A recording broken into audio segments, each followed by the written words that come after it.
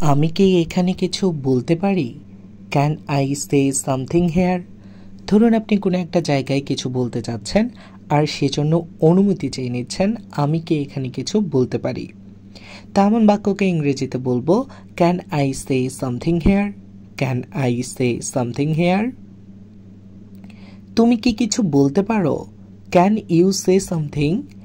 এবার ধরুন একজনের কাছে আপনি জানতে চাচ্ছেন সে কোনো বিষয় সম্পর্কে বলতে পারে কিনা, তো সেজন্য আপনি তাকে প্রশ্ন করছেন তুমি কি কিছু বলতে পারো?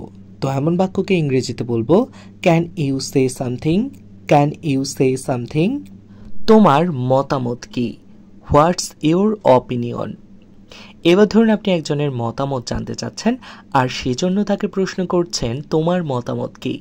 তেমন বাক্যকে ইংরেজিতে বলবো হোয়াটস ইউর অপিনিয়ন?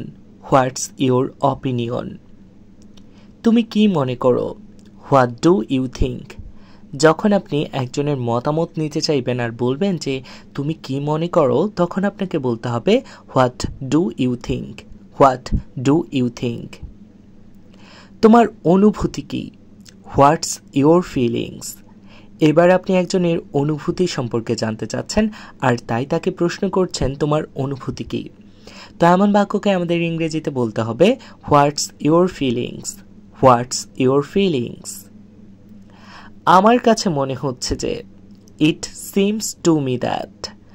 যখন আপনি বলতে চাইবেন আমার কাছে মনে হচ্ছে যে, তখন আপনাকে বলতে হবে it seems to me that.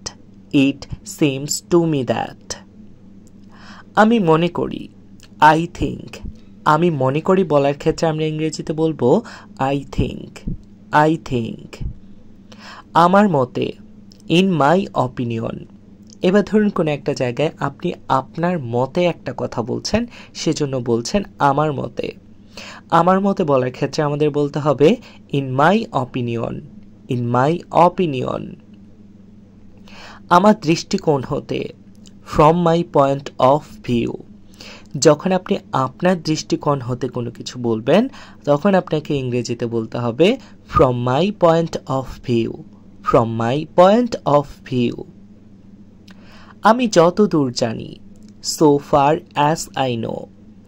আমি যতদূর জানি বলার ক্ষেত্রে আমরা ইংরেজিতে বলবো so far as I know. So far as I know.